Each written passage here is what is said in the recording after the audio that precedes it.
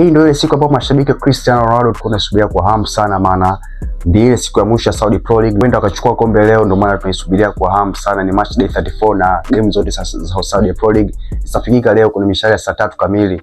Pale kileleni kipo Al Nassr akiwa na alama 83, lakini chini yake yupo Al Hilal akiwa na alama 81. Al Hilal atakutana na Al Fayha akiwa ugenini, lakini Al Nassr atakutana na Damak akiwa nyumbani.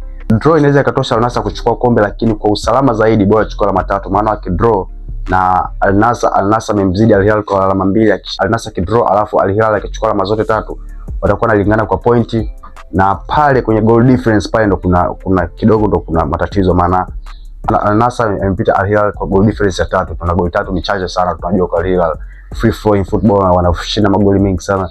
Kwa confirmation zaidi, Al Nassr chukua alama zote 3 na hata Al Hilal naye akichukua alama zote 3 inakuwa ni fresh, bado atakuwa ni bingwa. So hii siku tumeisubiria kwa hamu sana, maana tunaamini Cristiano Ronaldo ataenda kubeba Saudi Pro League kwa mara ya kwanza. Football nayo sometimes inaweza kuwa katili, washangaa draw anafungwa na nini afu Al Hilal anachukua kombe, lakini hopefully haitakuwa hivyo. Naamini Cristiano Ronaldo atakuwa bingwa Saudi Pro League kwa mara ya kwanza usiku wa leo.